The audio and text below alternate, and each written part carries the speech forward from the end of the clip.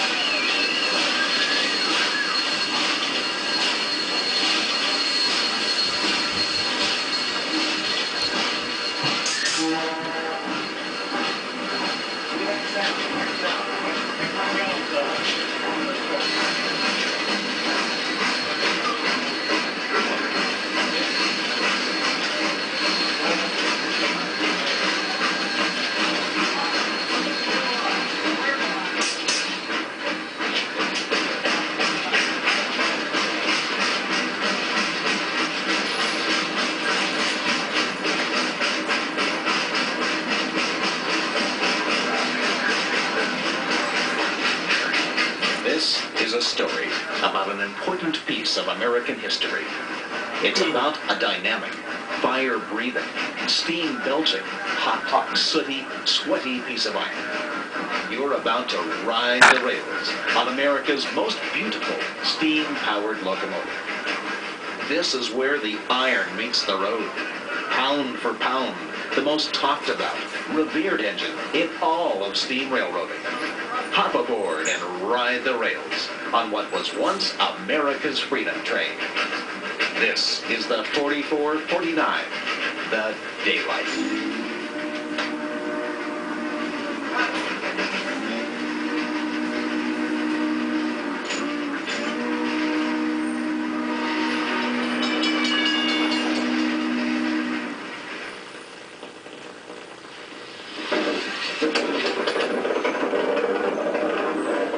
In the early years, steam engines were almost always painted black. Many were built by the Baldwin Locomotive Works in Philadelphia.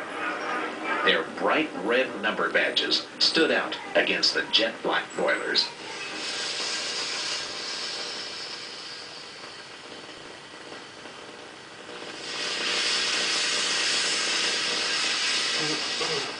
At first, the early boilers were fired by wood. But that soon became impractical as the railroads crossed the open grassy plains of the nation's heartland, where forests weren't nearby. Some engines were converted to coal, others to oil. But like the Challenger from the Union Pacific line, these engines were still painted black for practicality.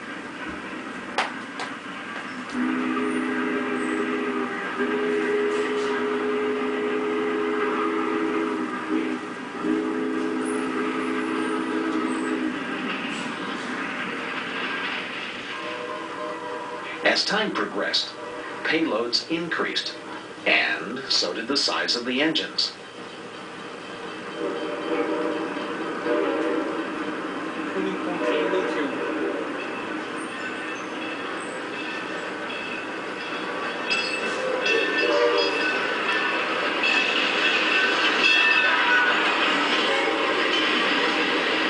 Southern Pacific 2472 pulled the longest passenger train route in America, from Sparks, Nevada, east to Ogden, Utah. Her giant drive wheels stood taller than the average man.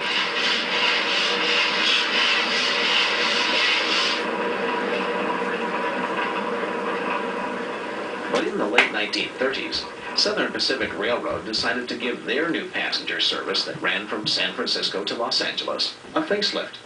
They called it the Daylight because during the long days of summer, it made the trip from San Francisco to Los Angeles during the daylight hours. And this is where our story begins.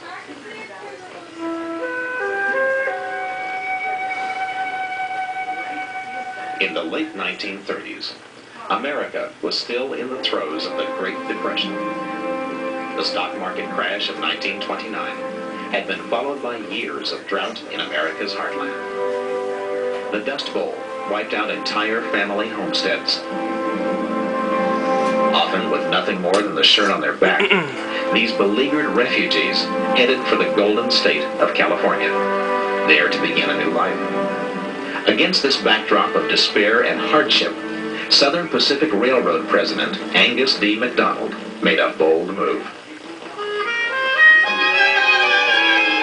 Believing his company could help break the national recession by providing new jobs, he commissioned the design and manufacture of what broadcast commentator John B. Hughes would later call the most beautiful train in the world, the Daylight.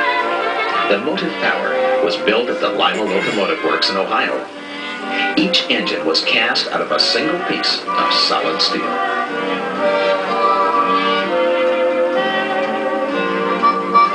The GS4 steam locomotives and tenders weighed in at over 870,000 pounds. That's 435 tons fully loaded. Coupled together, the engine and tender were slightly more than 110 feet long, 10 feet high, and 15 feet tall. The locomotive put out 78,000 pounds of tractive effort to the drive wheels and was manufactured at a cost of $175,000 each. The wheel arrangement was called a 484. It had four-wheel pilot trucks in front, 8 main drive wheels in the center, and a four-wheel trailing truck behind the drivers. The 80-inch drive wheels virtually towered over Southern Pacific President Frank Russell Sr. in this 1950s photograph.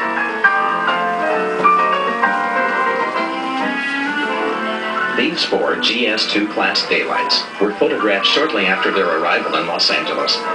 Principally, the trains were intended for passenger service between San Francisco in the north and Los Angeles in the south.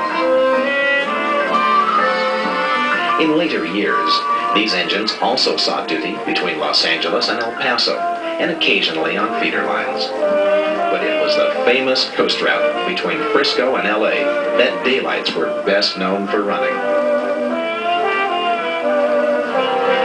From the engine to the parlor observation car, the Daylight was painted in uncommonly bright-colored stripes of orange, red, and black. They installed broad, sweeping skirts along both sides of each engine to make them look long and sleek. The passenger cars were fabricated by the Pullman Coach Works in Chicago. From front to back, the Daylights were streamlined wonders to behold. But like all good stories, the Daylight too had her ending. In 1958, the last engine made her final run. They took off the side skirts and pulled them onto sidings. Diesels had proven to be far more cost-efficient to operate. They required only a third of the labor needed to run and service a steam engine, and fuel consumption was almost cut in half. Out of more than 50 Daylight engines, only one GS4 locomotive was saved, designated as engine number 4449. It was donated to the city of Portland, Oregon, where it was put on display in Oaks Park, never to run again. 17 years later, it was America's 200th birthday, the bicentennial. An engine was needed to pull the Freedom Train, so all eyes turned to the forlorn old steam engine in Oaks Park.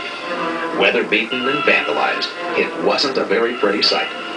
But after tremendous difficulty and a massive restoration effort with hundreds of volunteers, the 4449 was restored, refurbished, and painted red, white, and blue as America's Freedom Train in 1976.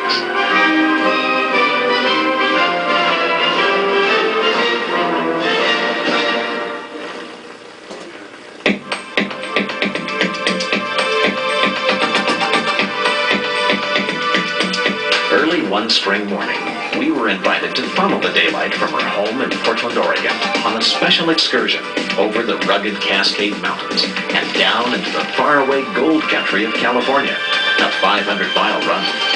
Doyle McCormick was the engineer. They lowered the steel railroad bridge over the Willamette River so the Daylight could cross to the other side. 2 sharp reports on the whistle was the signal we had waited for. Our long-awaited journey was about to begin.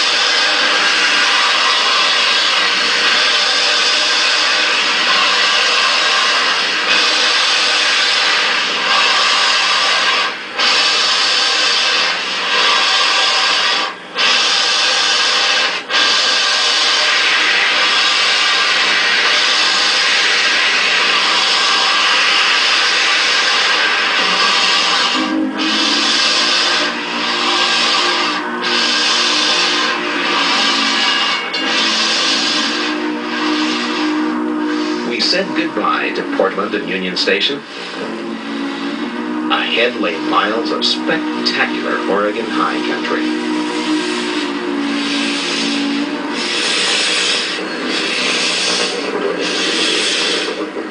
For a younger generation who had never seen a steam engine pull out of the station, the Daylight put on a fitting performance.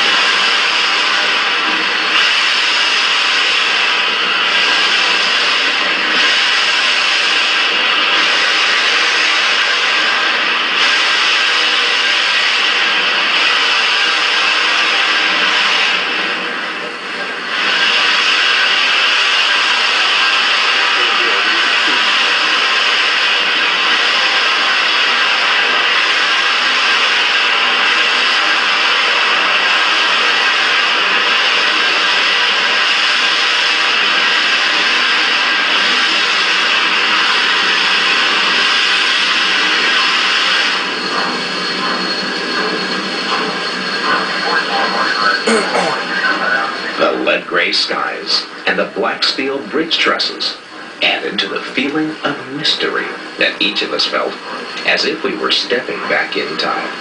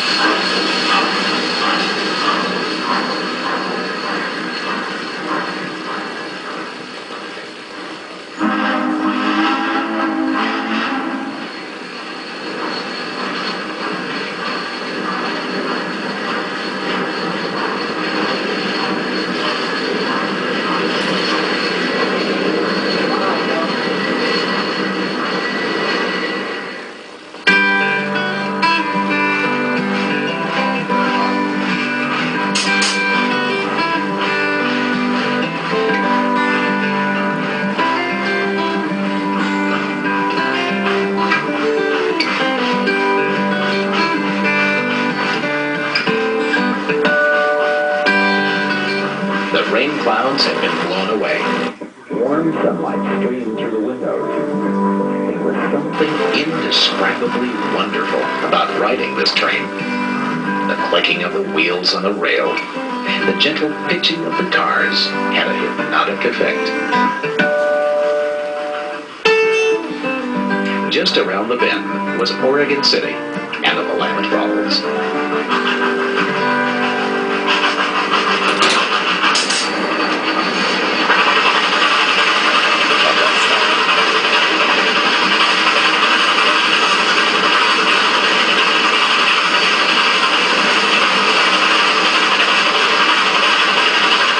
Geographically, we were traveling south along the banks of the Willamette River.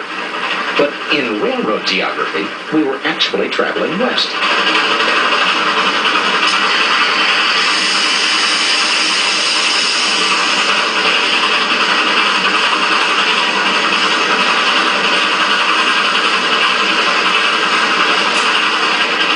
There were several cars pacing alongside of the train. We called them the Rat Pack.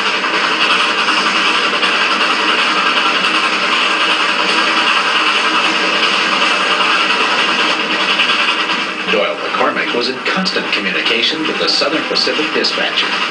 Up and down the line, everyone knew that 4449 was running down the road.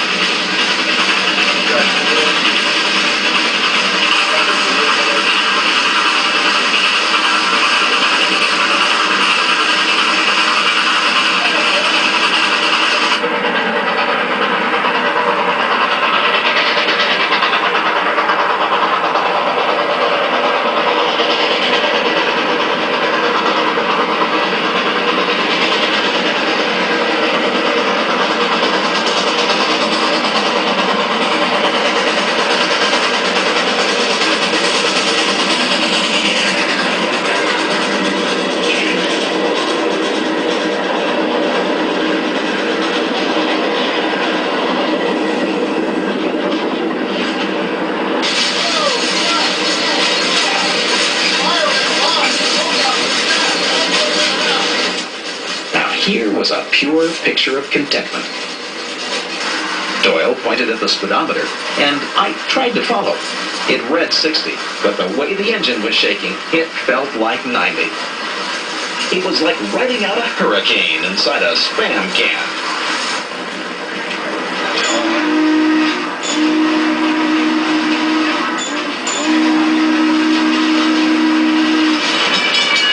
We were coming into the small town of Jefferson at the Marion County line.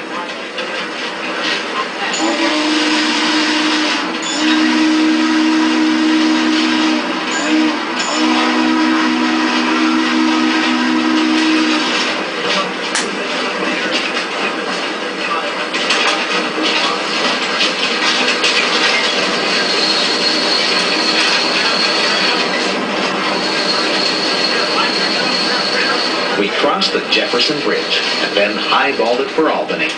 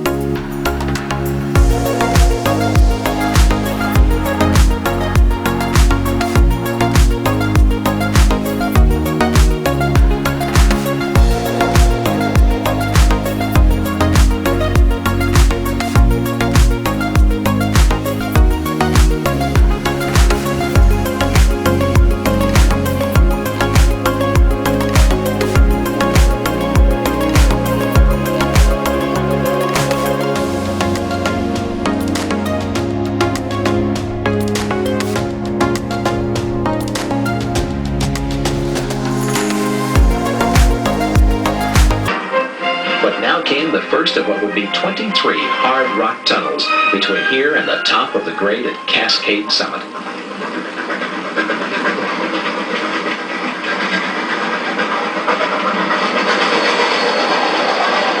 When we came out the other side, watch how the steam rolled off the top of the tunnel ceiling.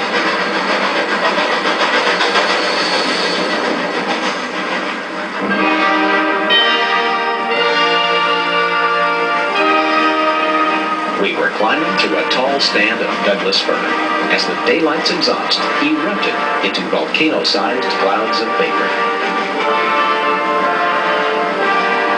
came out of the cut and approached the rural logging camp of West Fur, Oregon.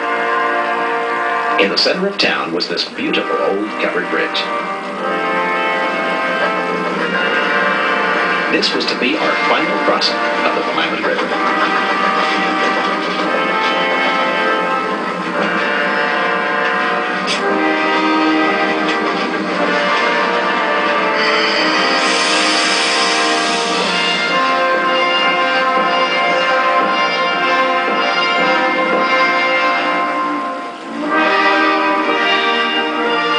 Then came the West Fur Tunnel. On the other side would be the town of Oak Ridge.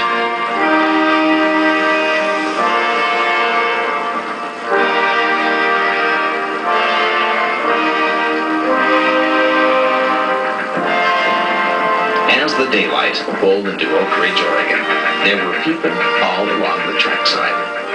Not just the older generation who remembered steam locomotives, but children too.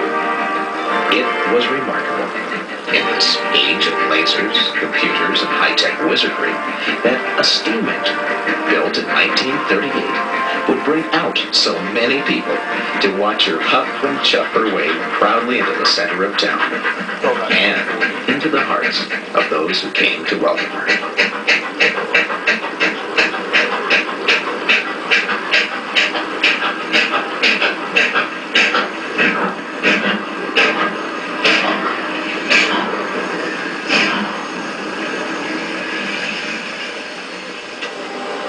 In preparation for the steep climb up the snow-capped Cascades, the Southern Pacific Railroad had elected to bring in 2 new helper diesels to pull the daylight over the mountain.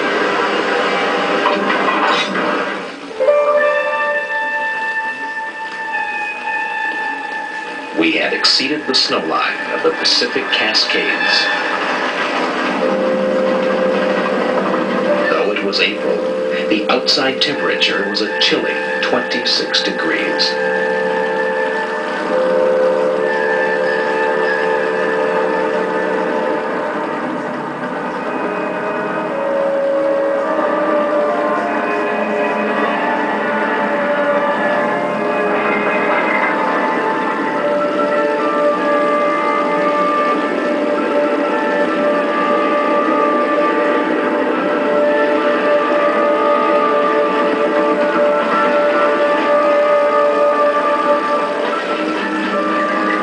Shelter of a giant cedar tree, a group of black-tailed deer watched our processional trudge by with little more than passive interest.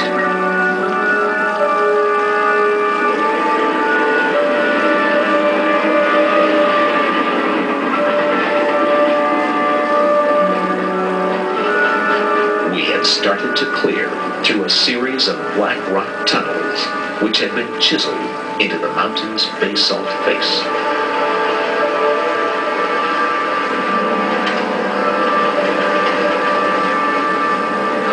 Tracks of steel were cantilevered over treacherous, gaping ravines.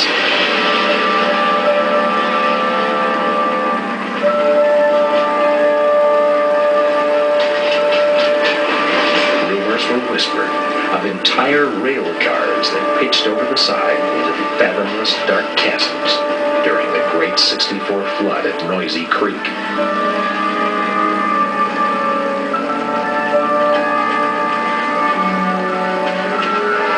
Intruders in a frozen, windswept no man's land of rock, ice, and snow.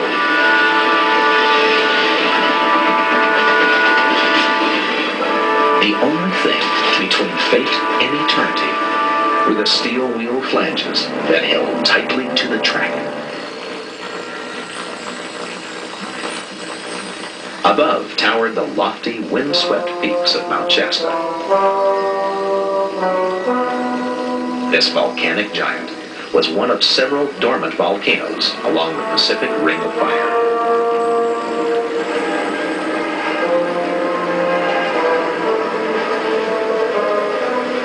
And then the daylight, with the 2 diesel helpers, started down into one of the most treacherous pieces of roadbed. This was the top of the Can-Terra Loop.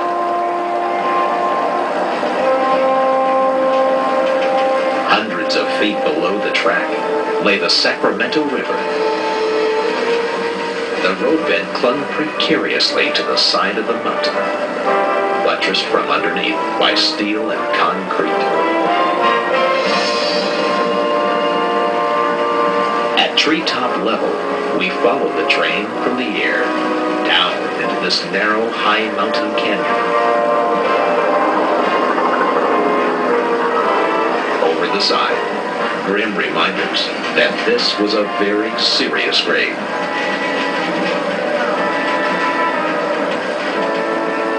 The narrow ribbons of steel descended even deeper into the ravine.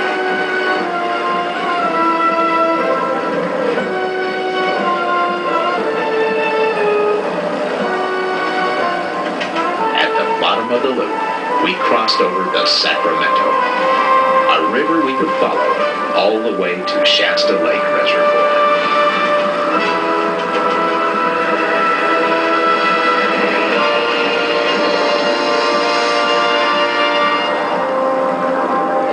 The train pulled into Dunsmuir, where the crew serviced the engine. It was an affair that seemingly turned out the entire town. While they serviced the engine, aerial spotter Phil Cargill and I took a side trip up the mountain to look at a sharp outthrust of granite rock known as Castle Craigs. This was the Trinity Alps country of the legendary creature known as Bigfoot.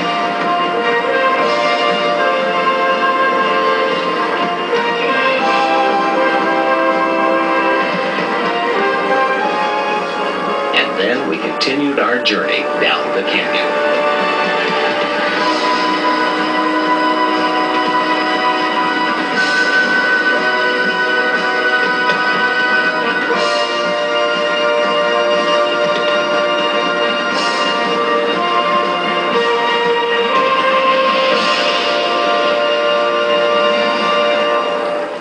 If you're feeling lonely, if you're feeling low,